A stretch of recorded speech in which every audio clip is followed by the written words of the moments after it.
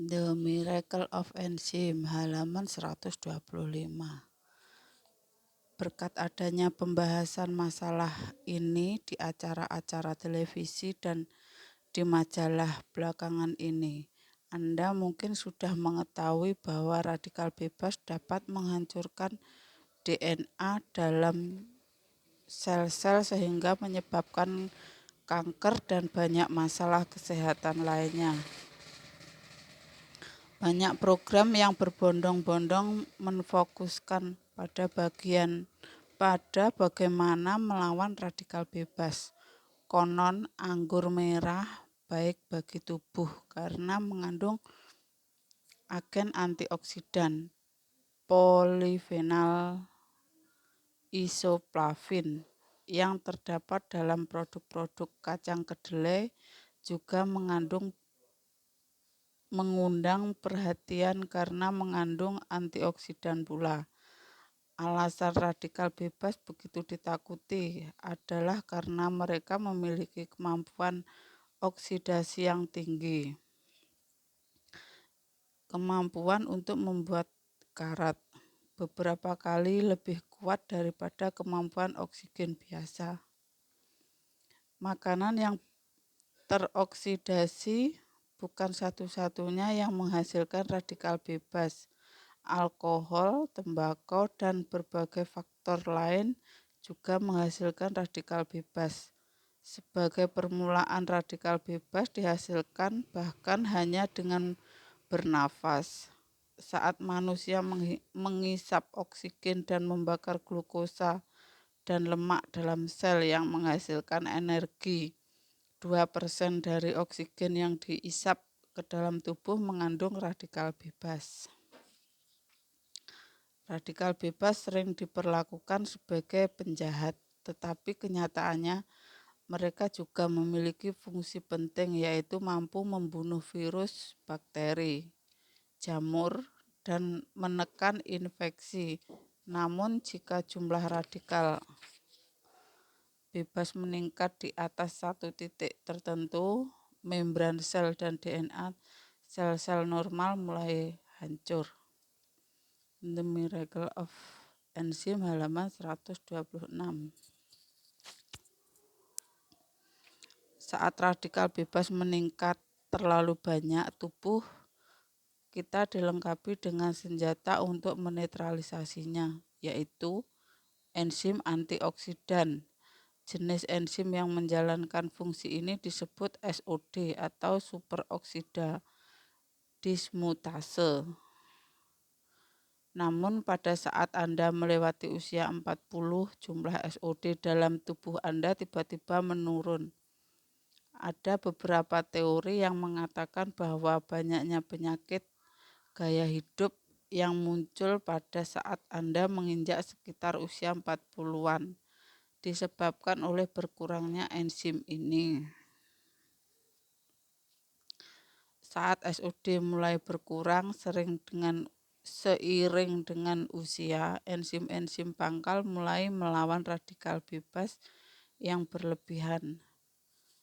Jika tersedia dalam jumlah besar, enzim pangkal ini memusatkan perhatiannya pada radikal bebas saat dibutuhkan.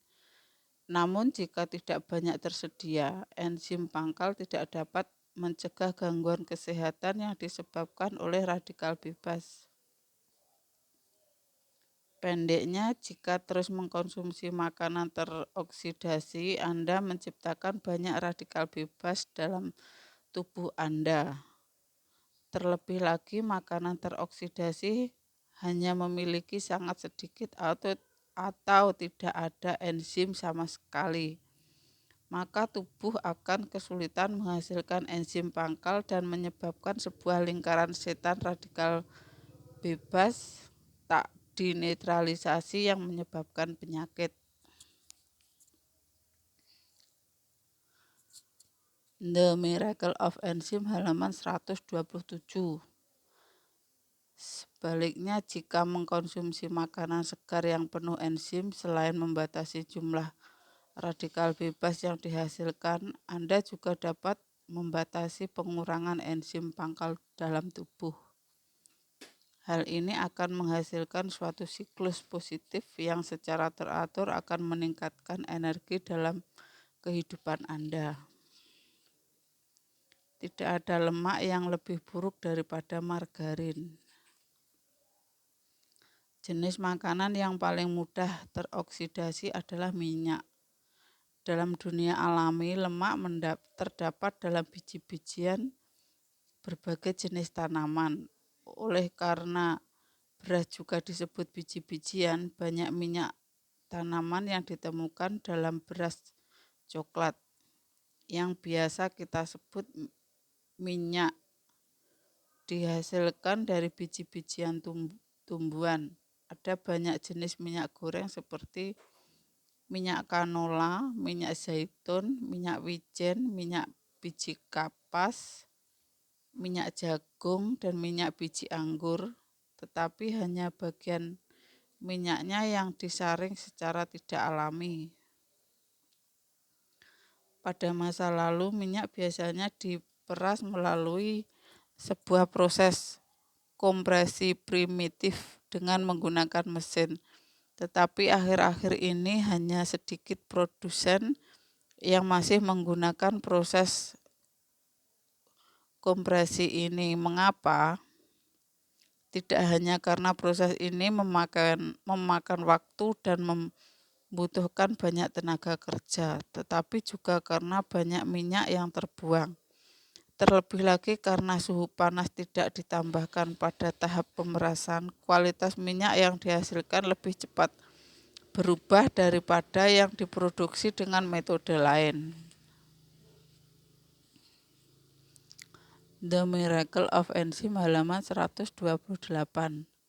Saat ini kebanyakan minyak yang pada umumnya dijual di pasaran diproduksi oleh suatu metode ekstraksi kimiawi, yaitu mereka mencampurkan suatu larutan kimia yang disebut heksana ke dalam bahan baku mentah yang menyebabkan campuran keruh itu panas. Minyak kemudian disaring dengan cara menguapkan hanya larutan kimia yang dicampurkan dengan menggunakan tekanan dan suhu tinggi. Dengan metode ini, minyak yang terbuang lebih sedikit dan karena minyak tersebut dipanaskan, kualitasnya lebih sulit berubah. Namun, minyak yang disaring dengan metode ini berubah menjadi asam lemak trans atau lemak trans, yaitu suatu unsur yang sangat merusak tubuh. Asam lemak trans tidak terdapat di alam dan dikabarkan dapat meningkatkan kadar kolesterol jahat dalam tubuh. Pada saat yang sama menurunkan kolesterol baik. Asam lemak trans juga menyebabkan kanker, hipertensi, dan penyakit jantung. Selain masalah-masalah kesehatan lain, di negara-negara barat ditentukan suatu titik maksimum bagi kadar asam lemak trans yang boleh terdapat dalam makanan, dan semua yang melebihi titik tersebut dilarang untuk dijual. Pada akhir tahun 2006, Dewan Kesehatan Kota New York memutuskan untuk melarang lemak trans di seluruh restoran di kota itu sejak Juli tahun 2008. Makanan yang mengandung paling banyak asam lemak trans adalah margarin. Banyak orang yang percaya bahwa minyak yang diekstrak dari sayuran seperti margarin tidak mengandung kolesterol dan lebih baik bagi tubuh daripada lemak hewani seperti mentega. The Miracle of Enzym halaman 129. Itu adalah sebuah kesalahpahaman yang sangat besar. Kenyataannya tidak ada jenis minyak yang lebih buruk bagi tubuh Anda daripada margarin. Saat memberikan nasihat kepada para pasien saya mengenai makanan mereka, saya bahkan mengatakan jika Anda memiliki margarin di rumah, segera buang jauh-jauh. Minyak sayur berbentuk cair yang pada suhu ruangan karena mengandung banyak asam lemak tak jenuh. Di pihak lain, lemak hewani walaupun juga merupakan sejenis minyak, berbentuk padat pada suhu ruangan karena banyak mengandung asam lemak jenuh. Margarin walaupun terbuat dari minyak sayur berbentuk padat pada suhu ruangan seperti hanya lemak hewan. Margarin berbentuk seperti ini karena telah dihidrogenisasi dan secara tidak alami diubah dari asam lemak tak jenuh menjadi asam lemak jenuh. Dalam pembuatan margarin, produsen memulai dengan minyak sayur yang dihasilkan dengan metode ekstraksi kimiawi dan oleh karena itu margarin mengandung lemak trans. Hidrogen kemudian ditambahkan untuk secara sengaja mengubah asam lemak tak jenuh menjadi asam lemak jenuh. Dengan demikian, di dalam margarin Anda mendapatkan yang terburuk dari keduanya. Lemak trans dari minyak sayur yang disaring secara kimiawi dan lemak jenuh seperti lemak hewan. Tidak ada minyak maupun lemak yang lebih buruk bagi tubuh Anda daripada margarin.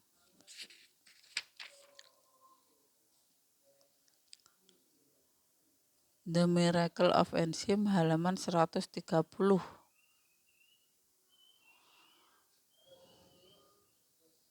Shortening adalah sejenis minyak lain yang mengandung jumlah asam lemak trans yang sama dengan margarin.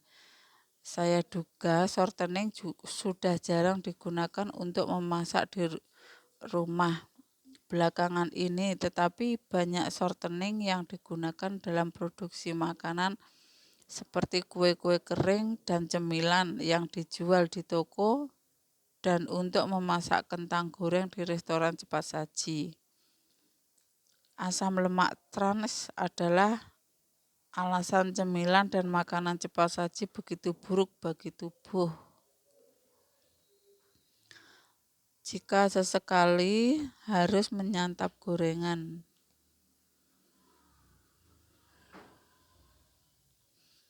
Bagaimana makanan yang digoreng mempengaruhi Anda, bergantung pada dari mana nenek moyang Anda berasal dan berapa lama kaum Anda telah menggunakan minyak panas untuk memasak makanan mereka. Orang-orang yang hidup di negara-negara sekitar Laut Tengah seperti Yunani dan Italia telah menanam dan menggunakan zaitun dan minyak zaitun selama berabad-abad. Terhitung sejak hampir 6.000 tahun lalu, sementara bangsa Jepang mulai menyantap makanan digoreng kira-kira 150-200 tahun yang lalu. Perbedaan kebudayaan menu makanan ini mungkin terpatri dalam gen-gen kita dan menentukan apakah kita memiliki sistem pencernaan yang dapat mencerna minyak.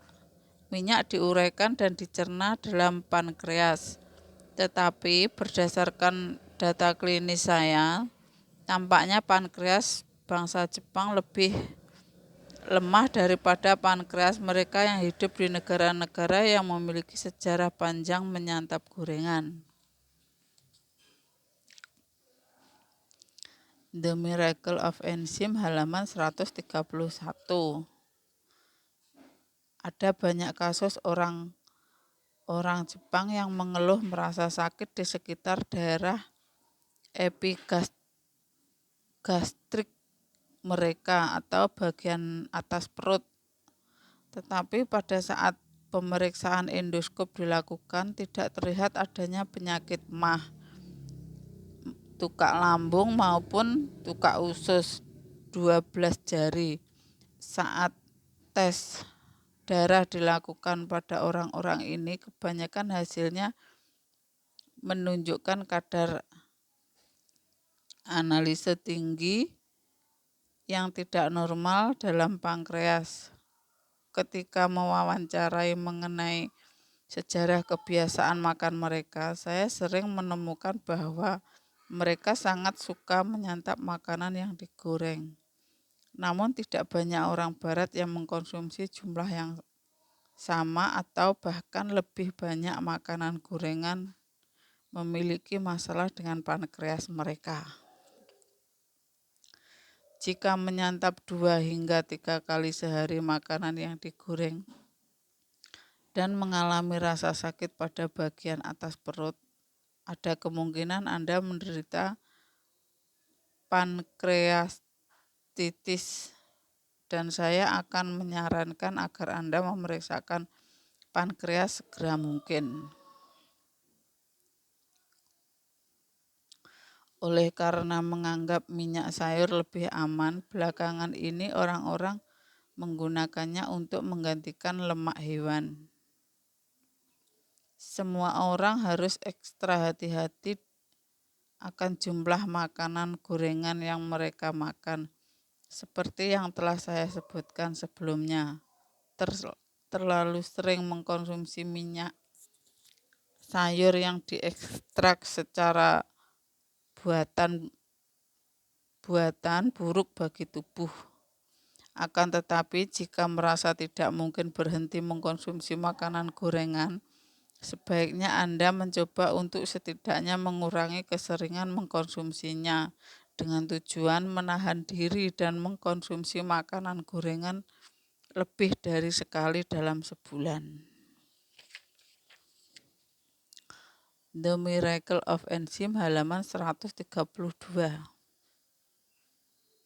Saya sendiri hampir tidak pernah mengkonsumsi makanan gorengan, tetapi terkadang jika melakukannya, saya menyingkirkan lapisan tepungnya dan berusaha sedapat mungkin untuk tidak menyantap bagian yang berminyak. Jika tidak dapat menahan diri menyantap bagian luarnya yang berminyak, sebaiknya setidaknya Anda berusaha untuk mengunyah dengan baik dan mencampur makanan berminyak dengan air liur membantu menetralisasi asam lemak trans hingga kadar tertentu. Meskipun demikian, makanan yang digoreng pada umumnya akan menguras enzim-enzim dalam tubuh Anda. Terlebih lagi, oksidasi terjadi dengan sangat cepat dalam makanan yang digoreng menggunakan minyak. Oleh karena umumnya minyak tidak baik bagi tubuh, sebaiknya Anda jangan pernah menyantap makanan gorengan yang telah dibiarkan selama beberapa lama, seperti yang sering ditemukan di banyak restoran cepat saji.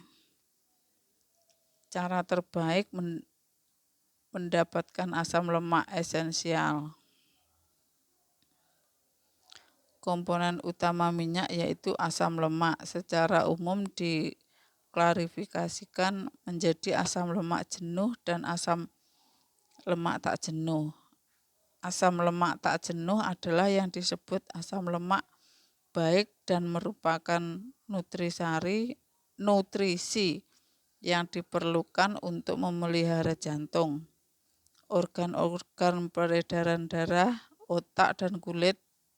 Di antara asam lemak tak jenuh ada beberapa yang tidak dapat dibentuk dalam tubuh manusia dan oleh karenanya harus didapat dari makanan asam lemak tak jenuh.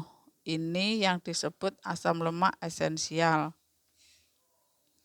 The Miracle of Enzyme halaman 133. Di antaranya termasuk asam linoleat, asam linolenat, dan asam arakidonat.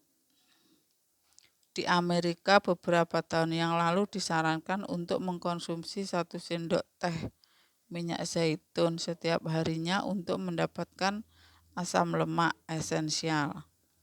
Pada saat itu, ini adalah suatu kebiasaan yang populer karena dipercaya baik untuk Anda. Namun kemudian muncul laporan yang mengatakan bahwa mengkonsumsi banyak minyak zaitun setiap hari dapat berpotensi menyebabkan kanker indung telur. Kebiasaan ini pun dengan segera ditinggalkan setelah munculnya laporan tersebut. Faktanya, asam lemak tak jenuh memiliki sifat-sifat yang menyebabkan minyak zaitun sangat mudah teroksidasi. Bahkan jika minyak zaitun tersebut dihasilkan melalui kompresi, saya masih tidak menyarankan mengkonsumsi minyak yang diekstrak secara tidak alami. Jika ingin mengkonsumsi asam lemak tak jenuh, asam lemak yang ditemukan dalam ikan adalah jalan yang paling aman. Ada banyak asam lemak berkualitas baik seperti DHA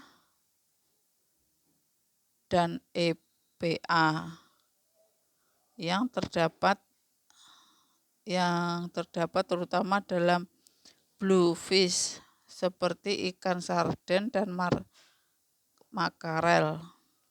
DHA dan EPA yang juga terdapat dalam bagian berlemak mata ikan tuna dikabarkan dapat meningkatkan fungsi otak.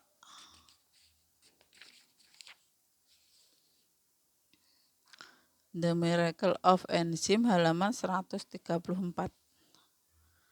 Tidak perlu meminum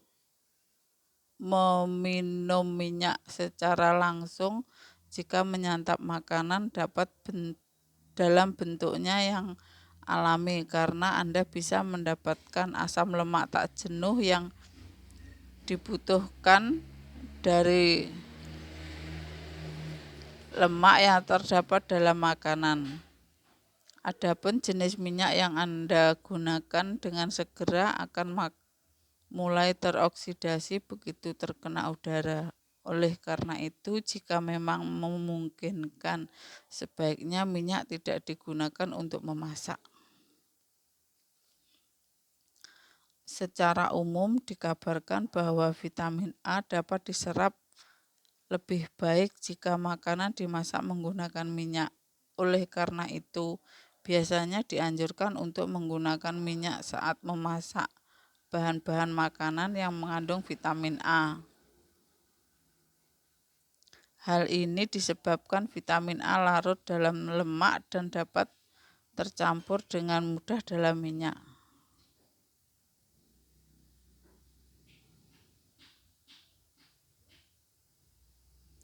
Walaupun memang benar bahwa vitamin A adalah vitamin yang larut dalam lemak, dengan sedikit inovasi, vitamin A dapat cukup diserap tanpa harus menambahkan minyak yang diekstrak secara tidak alami karena Anda hanya membutuhkan minyak dalam jumlah sangat sedikit untuk menyerap vitamin-vitamin yang larut dalam lemak. Dengan demikian, bahkan jika tidak menggunakan minyak dalam proses memasak, hanya dengan mengkonsumsi sedikit makanan yang mengandung minyak seperti kacang kedelai dan biji wijen, Anda akan dapat cukup menyerap vitamin-vitamin itu.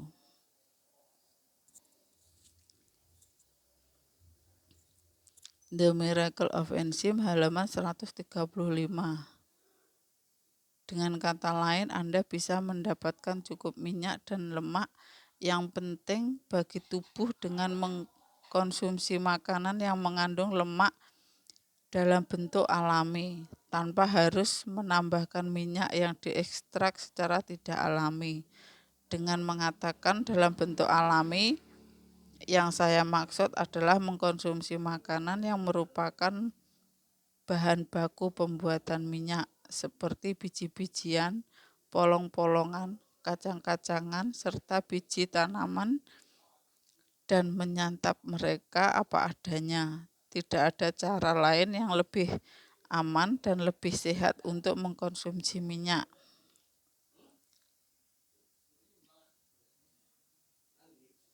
Susu yang dijual di toko adalah lemak teroksidasi.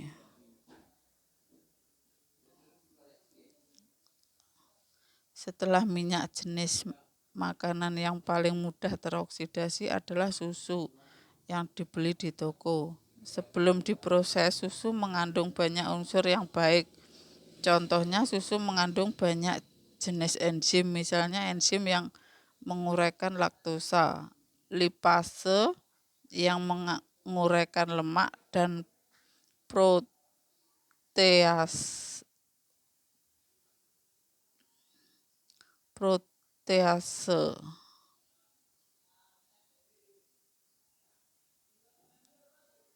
Enzim yang menguraikan protein. Susu dalam wujudnya yang alami juga mengandung laktoferin yang dikenal memiliki efek antioksidan, anti peradangan, antivirus, dan pengatur imunitas tubuh. Namun susu yang dijual di toko-toko telah kehilangan seluruh sifat baik ini melalui proses pengolahannya. Proses pengolahan susu adalah sebagai berikut. Pertama-tama mesin penghisap dihubungkan dengan puting susu sapi untuk memeras susu, yang kemudian disimpan sementara dalam sebuah tangki. Susu segar yang dikumpulkan dari setiap peternakan kemudian dipindahkan ke tangki yang lebih besar lagi. Tempat susu itu kemudian diaduk dan dihomogenisasi. Yang sebenarnya terhomogenisasi adalah butiran-butiran lemak yang ditemukan dalam susu segar.